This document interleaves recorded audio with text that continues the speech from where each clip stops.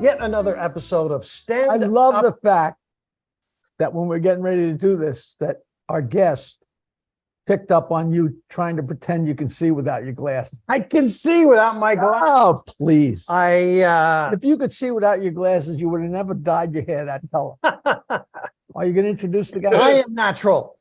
My name is Peter Bales. This is Jackie the Joke Man Martling. Our podcast is called Standup Memories.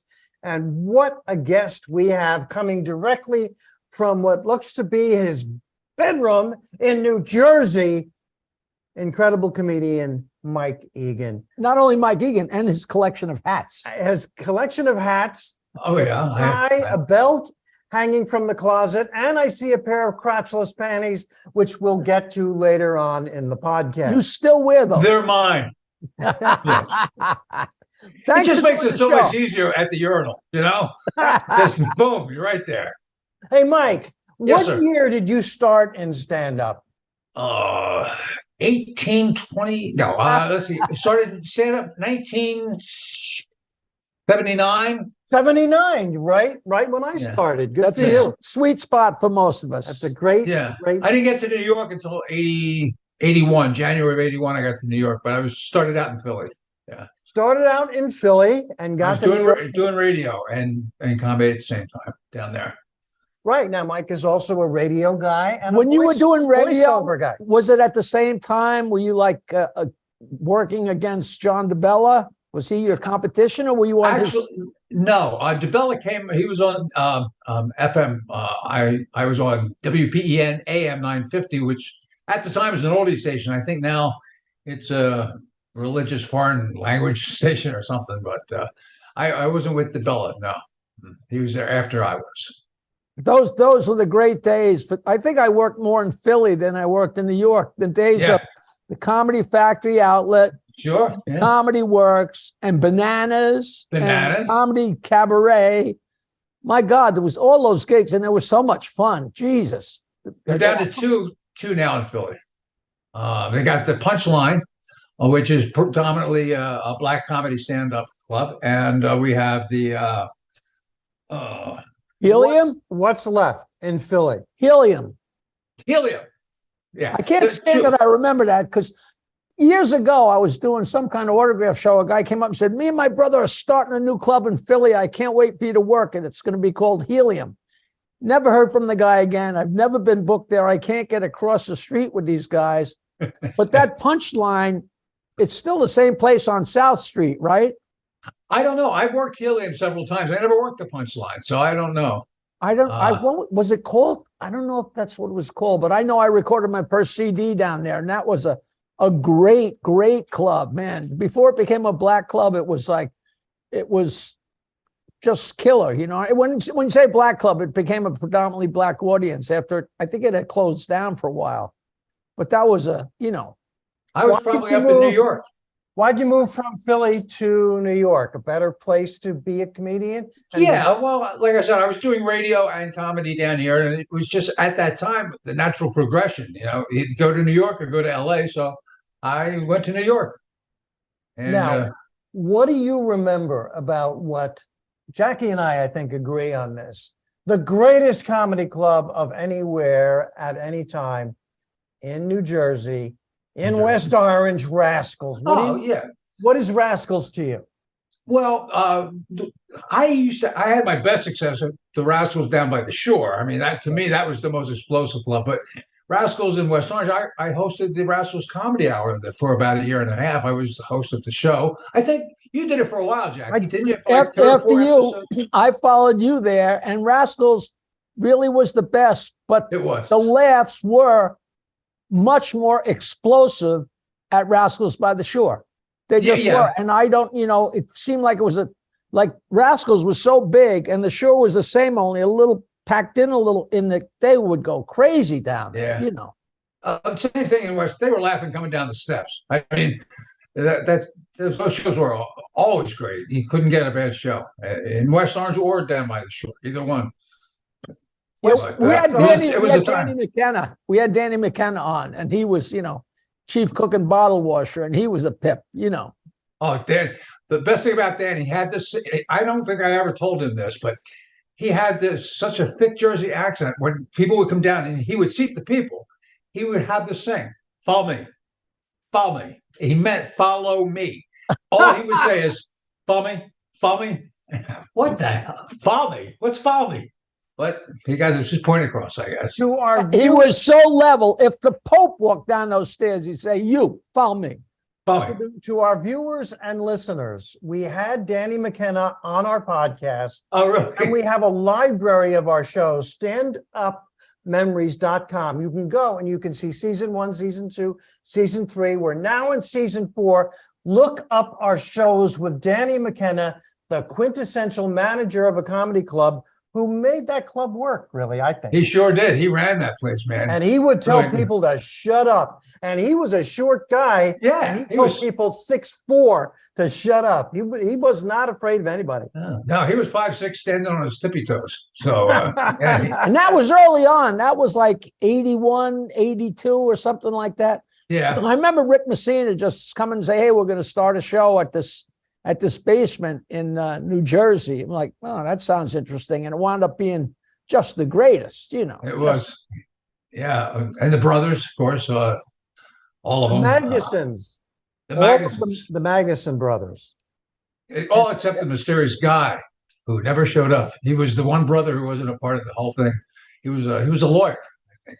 And one of the brothers passed, as you probably know. Yeah. Yeah, Eric. Yeah. And he was, Yeah. they were all nice guys, but he was the nicest one. He was, He a was too really nice for good show business. guy. Yes, Really, it's really good guy. absolutely true. Yeah, he was too nice. He was a good guy. Hey, Mike, we have a Yes. lot of fun on this podcast. You've had so many good shows in your life. Think back about the exceptions when things went wrong. Do you find that funny now? Do you have any shows that went absolutely off the rails? And why'd they go off? Because 99.9% of the time, the shows are great. Peter does this to we have all these guests that are so good and so talented. And he says, "Tell us about the time you sucked." Because that's what comedians do when they get together at And the diner. that's what's interesting. I agree with him. I hate to because- agree with him. Yes, thank you. That's Well, I have to. actually In pretty fun. all honesty, I'd have to say it was the audience's fault. I Absolutely. mean, really. Absolutely. No, I have. There's been a few times. I was grateful to get out of there without being physically harmed. There were, I think we probably faced that with guys in the audience. You think you're tough, and wanted a physical confrontation. And I was lucky to avoid those, but I ran out of it. There's a guy called the Pickle Man. The Pickle Man. I know the Pickle Man. Okay, well, I feel so out of it. He's a booker in Philadelphia. And Well. he had gigs that kind of went along with his name. At the end, he'd give you your pay and a big jar of pickles. This Right. isn't And- Barney, right? This isn't Barney. This isn't Scarpati. This is No, somebody- this is this a is the Pickle Man. Man. He was more in North Philadelphia area, but he Yeah. he devised this thing, a toilet with pedals, and he would pedal a toilet seat and sit on it. And he weighed about 400 pounds and got surgery, and he was down to about 250. And of course, the skin just hangs on like my 600-pound life. And he would come and do these horrible shows, and he would. I've had in his shows, I had people come up on the stage and wanted to, have a fight and stuff. And any gig that we've done where they leave the TV on at the bar. Oh, Yeah. you can't have that. You know how sick we all are? I'm sitting here listening to you guys describing what is maybe a hell gig of all time. And I'm sitting here so jealous that I can't chime in. Oh, yeah, my time with the pickle guy. I haven't even heard his name before. Now, was this You later wouldn't have- after I you was wouldn't son? have been working for that kind of money, Jackie. Yes, exactly. Give yourself You some were credit. much better So this gigs, is after the Jackie. Stern mean, show, like this is later Yes, 80s. yes, I counted the jar of pickles as part of my pay. All right. Is he still with us, the pickle man? Yes, he's back in business, and he's bringing them in. Bringing him in. He's the Yeah, pickle yeah. man. That's just. He's still booking gigs here and there. I haven't worked for him in, I don't know, 20 years or so, or 15 I years. thought you were going to say 3 weeks. If he called, I'd pick up the phone. I'll tell you that. But yeah, he's still around. What do you got there? But that I was probably the worst, I guess. I mean, I've had some adventures going to gigs. I did a gig with I don't know if you knew Chips Cooney. Chips Cooney is a terrific New Jersey comedian. He's one of my best friends. He is so bizarre and off the wall. And anyway, we were going to a job in West Virginia, he and I drove, and it turned out the car that I had purchased from a friend of his had problems with the tank, gas tank, and the trunk. And I opened the trunk up as we got halfway down there, and there was gasoline floating in my trunk. If I had gotten rear-ended, would have been dead. And then we got stopped by the West Virginia police. I was driving, and Chips at the time, he doesn't do it anymore, but he was rather inebriated at 12 o'clock in the afternoon or whatever time it was. And the cop asked us to get out of the car, so we got out of the car. And he's talking to the cop's talking to Chips, and he's obviously polluted. And Chips said, "He's as drunk as I am, officer. He was drinking too." So we were the first guy to defend me, and I wasn't nearly as drunk as he was. And I was drunk, but I wasn't that drunk. They actually took us to the gig in West Virginia. They Wow. our escort, and the cops went in and told the people there, if they give you any trouble, call us. And they were pretty nice, the cops in West Virginia. They actually escorted us to our gig, some hellhole in West Virginia. I don't know. Oh, He's such a character. I go back so far with him, and every time I tell the story, it takes on the way home today, I'll think of his name before it was Chips Cooney.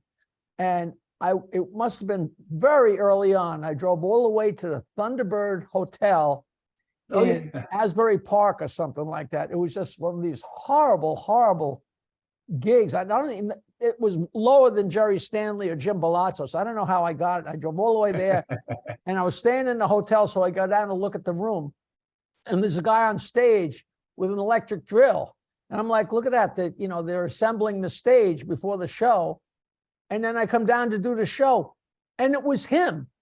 The electric drill was in his act. Don't ask me how. And what was his real Jim? His birth name is Don Ippolito. Don Ippolito. Don Ippolito. I will never think of that. And I'm like, I thought you were a repairman. How did an electric drill find its way into anybody's act? I could tell you, he's got a steady gig now. He works at a place in New York City as an act. It's called the Slipper Room. It's very avant-garde. They have like topless dancers and jugglers, and he does his bizarre stand-up act, and he's there twice a month. He's got a steady gig there, and the things that he does, he's very innovative. But it's an acquired taste. Either you dig it or you don't dig it. Well, he does his most famous bit is the magic, right? The magic, where he's been on lots of shows with that, national shows. America's Got Talent, Drew Carey show. Did a lot of shows with that. And the idea is that he does bad magic. Yes. And acts like. And the thing is, he keeps a straight face. He never lets it be known. He thinks it's his president. He's friends with David Copperfield, close friends. And I'm very proud. One of his bits of bad magic I gave to him backstage at Rascals. He takes a snow globe. And shows it to the audience. And shakes it. Puts a napkin over it, and he shakes it, and he pulls the napkin away, and it's snowing in there. Right. You'll be happy to know that's still one of his staples. He's still. Is it? I gave that to him backstage at Rascals. The last time I saw him, he was opening at the brokerage. I went down there to talk to Otto about maybe someday doing a documentary, and I think Otto's the only person that could follow. I mean, the last thing he did.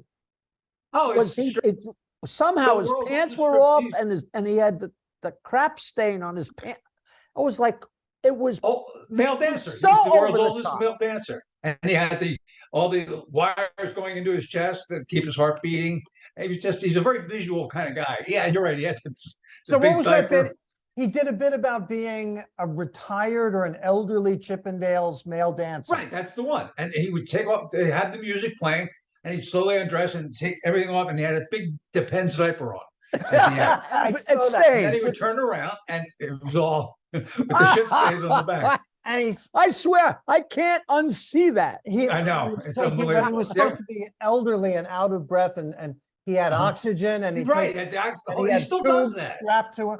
So he finishes his act at Rascals, and he's pretty inebriated, and he's just limping off the stage, and he gets down and he rolls down the stairs, and he cut his back on a sharp part of the stairs, and had to get several stitches. Luckily, it was that he was leaving his act; he was done, and he rolls down the stairs. 2 years ago, By he any broke a, chance, I don't he know if I broke a ever asked femur. this. Were either of you guys at Kelly Rogers' wedding? I was not. Kelly Rogers got married, and I knew him, but I wasn't that close with him. But I guess I knew him kind of well from working the Fort Lauderdale comic strip with him. Yeah.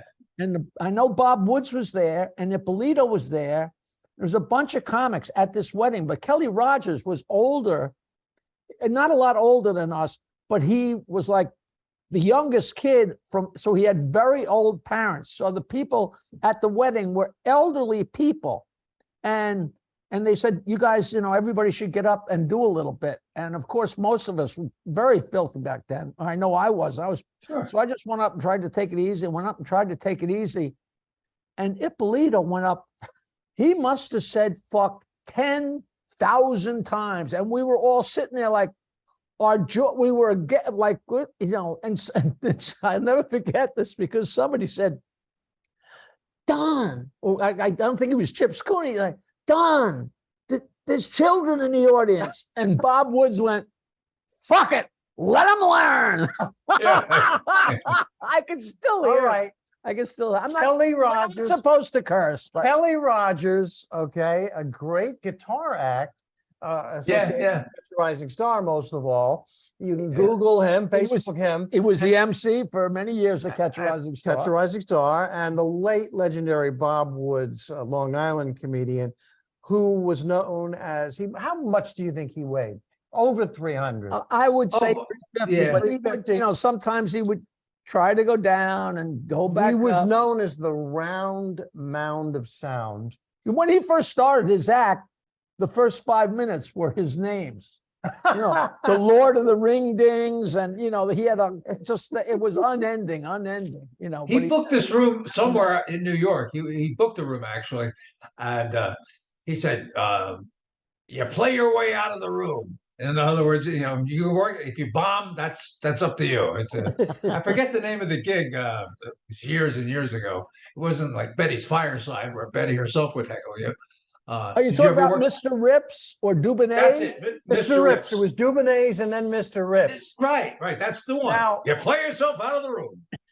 Mike, famously for the comedians in the New York area, Jersey, New York, Connecticut, the worst gig ever is Betty's Fireside. It seems to be the consensus. That's the worst consensus. steady Betty's gig. I mean, Fireside. there were some horrible one-time only gigs, but as far as a regular gig, for $65, you got on Route 180 and you get down to exit 59, get off and get in there and do it. And Betty's sitting right there ready to heckle the shit out of you. And it was Again, I have never heard anything but what a hellhole, it was a crap night, crap gig this is, and I am so jealous that I never worked. You never this joint worked because it? I can't join in. now listen, it was a former strip club because there was the bar, Yeah, and then you behind perform. the bar, there were that's where you performed, where the strippers used to It perform. reminded me of the movie the Blues Brothers, where they're singing "Stand by Your Man" and they're throwing shit at you. Yeah, that's what that room was like. Just throwing shit at you. It was tough. Stand by It your was a man. tough room. It was, but Betty paid you, and she was Got there. paid. I've never even asked anybody, there was an actual Betty? Oh It yeah, was sure Betty's was. Fireside. Yeah, she weighed about 87 pounds, chain smoking cigarettes, and just coughing and laughing. That's A what she did. legendary, truly legendary gig. Oh yeah, Betty's Betty's Fireside. Fireside. Now, of course, for all comedians, there's a moment when you say to yourself, I'm no longer going to do rooms where the bar is in the same room with the stage. Because when the bar is in the same room, it's a recipe for noise and really disaster. I know early on, I think a lot of us make that decision until you get the next phone call. Yeah, And exactly. wait, no. That's right. I did a, How much is it? I had a show out in the middle of Long Island somewhere, and you might have been there. And Carol Leifer was on the show because she said to me over the years how she remembered that, because this was a horrible bar in Suffolk, and we were set up and we had to do the show. And I didn't know anything about hockey in those days. This is before the East Side Comedy Club and all along the Islanders became our friends. And the game was in double overtime. And the owner said, you got to turn off the TV and do the show. You're not going to. I had to go up and turn off the TV with the guys at the bar watching. And Carol Leifer to this day says, I never saw a pair of balls on somebody, but it was a long ride. We wouldn't have got paid if we didn't do the show. Carol, was a great comedian, started the comic strip, dated Jerry Seinfeld. And Peter Bales. Rich Scheidner. And Rich was married to Rich Scheidner, right? Oh, did they get married? I think so, yeah. And a terrific comedian. Google her. She's was still around. They based Elaine from the Seinfeld show. They based Elaine, supposedly on Carol Leifer. Yeah, she was on a couple of episodes. I never heard. Another really funny guy, Rich Scheidner. Really funny guy. He's got a one-man show going now that's great. It's like the story of comedy or something.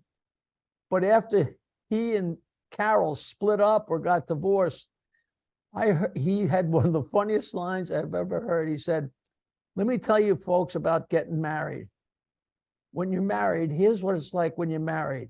1 minute, you're standing, looking into the other person's eyes and saying, I want to spend every minute of the rest of my life with you. And 2 minutes later, you're in the next room saying, how can I fake my death? I've never forgotten that. Wow. And then you get married and it's like, he wasn't far off, you know. Well, after my third try, I was convinced. Karen and I have been together 15 years, but we've decided to forego the marriage end of it. It's just doesn't work. So now, you're playing a lot at 55 and older communities, correct? Yeah, they're young kids. They're the kids. I know, middle age is a memory. I got to tell you, though, those shows can be great. They can, and they can be disastrous. Remember the 80s. They know what comedy is. So you go to Florida to do those, or are they? No, I do them up here. There's certain things I've learned doing these. Don't play rooms that are living assisted rooms or silver care rooms, because those people face the wrong way. They cry in the middle of the show. They don't know where they are. They're sweet, but they wheel them in. They have. You want to get the audience that are in those places that got in there on the skin of their teeth, like they're 56 or something. Well, the 55 plus ones can drive and they face forward. Chip Scooney told me the best line to use. He said, "How many people here voted for Roosevelt?" That's yelled out, which one? Yeah, Teddy. Right. Teddy, of course. Now, we do. Karen and I do 55 plus around here. An hour show. I do 30. She does 30. She's more effective than I am, really, because they're mostly women. The guys have died already, most of them. And she just loves to talk and chats with the women. And then I go up and do a little bit, and we go home, and it's 2:00 in the afternoon. So and he's right. Now, where do you live? You live in Philly? Cherry Hill. I live in Cherry Hill. Cherry Hill, right outside Philadelphia. Yeah, pretty much about 10 miles outside. And he's right. The 55 and over communities, great places. When are you going to get us booked there? We I should book everything. We should. You don't book nothing. We absolutely should do that. But assisted living, where they're hooked up to all kinds of machines. I did an assisted living show, and the show was done, and it was decent. And as I was walking out to the parking lot, these two guys in white coats grabbed me to take me back to my room. That's what how many people like comedy? That is a bad caretaker. Raise your arm. It's too scary. That's great. Oh man, you are the best. We barely scratched the surface here. So now that you're zooming, how do you like zooming? It's interesting. So sometimes you freeze. The camera freezes a little bit. I miss a word or two, but even when I'm listening, I miss a word or two. So, These guys swear that even if it locks, that what goes to tape doesn't lock. So We have an editor who does wonders with that, so no worry. oh, okay. All right. But listen, you're never going to stop doing stand-up, are you, Mike? Well, I'm sort of semi-retired. I think I might have said it before. The days of driving 5 or 6 hours to Pittsburgh, to do a weekend, I'm not into that anymore. Going down to North Carolina to do Myrtle Beach. I don't right, wanna you get taper off. No more two Yeah. shots. Same with me. I drive somewhere and come back. Even if Yeah. it's far, I'll drive, do a show, and come back. But I always say, people say, "Are you ever going to retire?" And I would say, "I'm retired until the phone rings," and then they make Yeah. it. You want to do this? So you don't. And usually you say yes, because we all are so afraid if you say no, the phone's never going to ring again. And I think you have to admit to yourself deep down inside, you really love to do this. You really enjoy it. I mean, I hate every aspect of this business except sitting on the stage and doing the show. And I sit now because if I stand, I might fall down. So, Okay. We would like you to do the show again, but next time with Karen. Would you guys do okay, I'll that? tell her. I asked her if she wanted to sit in there. She said, no, this is your thing, but she's funnier than I am. So next time Well, we do next it, time, we love it some. We've had good shows where we have the spouse of the comedian, and we'll do that with your lovely girlfriend, Karen, who is also a comedian. yeah, she is. She's funny. And she also does, she's known as Sabra Kadabra. She does tarot card readings, and she gets a lot of work doing all that stuff, tarot cards, and she could explain it better than I do. But All right. All right. So we will definitely do that next time. Ask her if she's up for that. oh, she would do it. Yeah, I mean, Mike has reminded me that my language and my thinking has changed now that I'm older in stand-up comedy. I consider now going to the next town from where I live, going on the road. yeah, exactly. That's the truth, Mike, man. You Yeah. are terrific and always funny, and such a pleasure to talk to you, and a real comedy warrior. I got to you see say my one shirt? more. Look at that. Ah, Classic Catch a Rising Star t-shirt. I love You it. betcha. I got to tell you one more thing. Years ago, we worked so many times together at Rascals, and you hosted the And the comedy, brokerage. comedy hour. Then I hosted the comedy hour. And there was a joke that either you told me or we both knew. And you said, but Jackie, the joke isn't perfect because it breaks the premise just before the punchline. And I changed it just a hair. I'll get your email address, but I changed it just a hair. And it wound up being the closing joke on one of my CDs. And that joke, somehow cleaned up enough, got 1.1 million views on TikTok. And it's it's the joke about the motorcycle. Tell the damn joke and we're out of here. The guy, That's weird. the guy is buying a used motorcycle from his cousin. And he goes to pick up the motorcycle and he says to his cousin, my God, your motorcycle is so shiny. It's like new. I know it's used. What's your secret? And his cousin says, it's very simple. I have a tube of Vaseline. And whenever it's about to rain, I coat the chrome with a little Vaseline. That way it doesn't rust, doesn't tarnish, and it looks like new. In fact, you're buying a motorcycle. I don't need this. He gives him the tube of Vaseline. The guy gets on the motorcycle and he's going to his girlfriend's house, his brand new girlfriend. He's going to pick her up and they're going to go to her parents' house and have dinner for the very first time. So they go to her house. She gets on the back of the motorcycle, and on the way, she says, I got to tell you something. My family's a little bit weird. You can't talk during dinner, because if you talk during dinner, you got to do the dishes. He's like, all right. And they get to her parents' house, and the whole lawn is covered with filthy dishes. Kind of strange. And they go up, and on the porch is full of dirty dishes. They go inside the living room, filthy dish. They haven't done the dishes in months. Yeah. They sit down at dinner, the whole meal, nobody talks. It's the end of the meal. He's a little horny and figures nobody's going to say nothing. So he takes his girlfriend and he pops her right there on the dining room table. Nobody says nothing. He's still a little horny. He looks over. Mother's kind of cute. He said, what the hell? He takes his mother and lies her on the dining room table and he bangs her. And he's just about getting done. And he looks out and he sees it's starting to rain on his motorcycle. So he reaches his pocket and pulls out the tube of Vaseline. Her father jumps up and says, all right, I'll do the fucking dishes. I remember that. Yeah.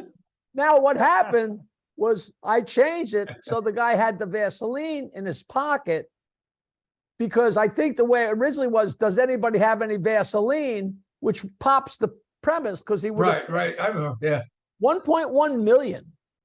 And so Well- I don't, and I can't believe that sailed by the censors on, if they popped her instead of, Yeah. Well, all That's the right, key. all What right, a I'll great do the show. That's a stupid great dishes, show. Please share it with all your youngsters out there and your family. Mike, thank you. Mike, hey, my pleasure, guys. you're the best. Thank you Thanks, so man. much. Jackie My the Joke pleasure. Man Martling. I am Peter Bales. This podcast is Stand-Up Memories, and we will see you next time. Warn Karen next time. I will. Thank you. You're welcome, guys. Thank you.